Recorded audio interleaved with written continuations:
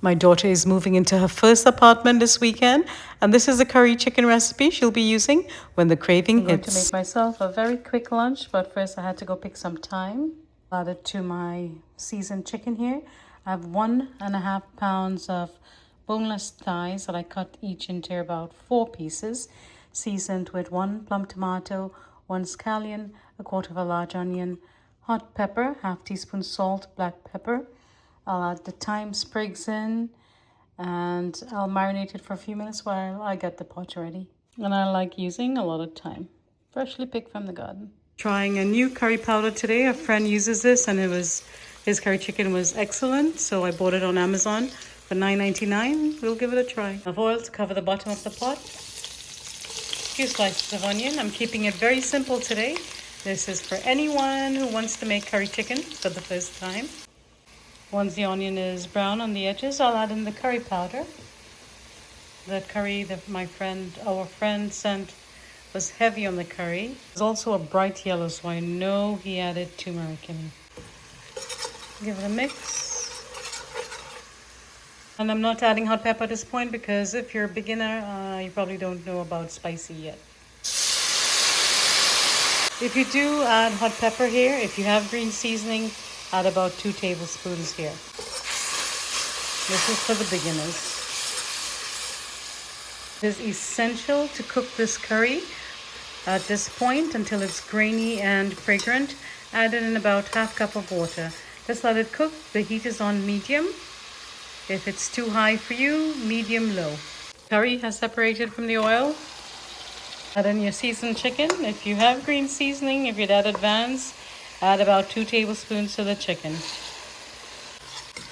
Give it a good mix. Scrape up everything from the sides and the bottom.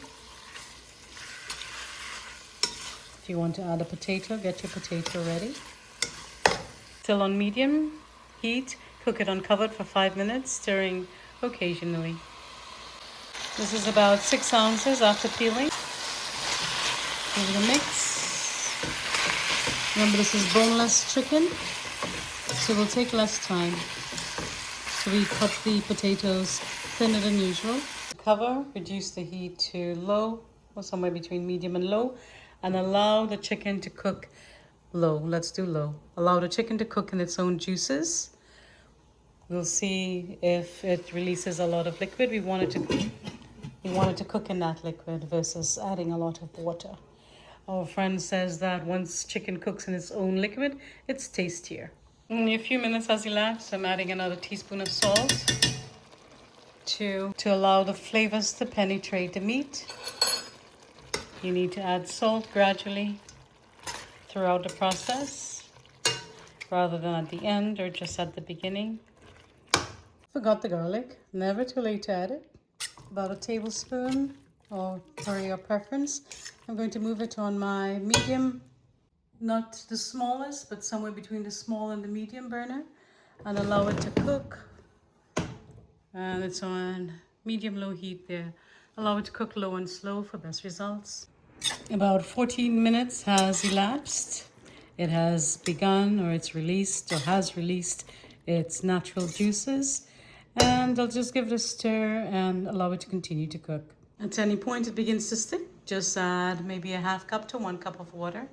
And you'll just need to adjust the salt based on the amount of liquid you have in the pot at the end. 1 cup of rice is in the rice cooker. I'm just cooking for myself today. Normally I'll cook a whole batch, but my husband and children had curry chicken for my friend all week, so definitely won't want curry chicken again this weekend. Finish it off, you can add another chopped scallion, the green bits, or 4 to 5 leaves of chopped culantro, which I'm holding here now, or 4 or 5 sprigs of cilantro, per your taste, preference, and availability. When nearing the end, it cooked on medium-low heat. You can easily pierce the potato. It still has some give left, so I'll cover it and continue to cook. If you want more sauce, add it at this point, half to 1 cup of water. It's been cooking for about 25 to 30 minutes. There's still a little sauce. If you wanted more, added about a cup of water earlier and allow that water to cook for the remaining time. I've tasted it. The salt is absolutely perfect. It looks a little red on camera, but it's actually more on the yellow side in real life. And absolutely perfect, simply amazing. Enjoy it with rice or roti. I hope you give this recipe a try, especially if you've never made curry chicken before. I have several curry chicken recipes on my blog. Once I post this recipe on the blog, I will link to those recipes as well, especially if you think you're ready for the more advanced version, larger amount with peas, curry stew, Mummy's original curry chicken recipe, Trinidad curry chicken, whatever you need, it's always on the blog ready for you. Cook, share, love and enjoy. Bye-bye. I still have to take a picture, but I'm hungry at the moment. So I will set myself up with some stewed cannellini beans, a new recipe I recently posted on the blog. Simply amazing. All I'm missing is a salad, but I'm too hungry. And I have the plumber here, so I need to eat quickly. Or else you would have gotten salad and fried plantains.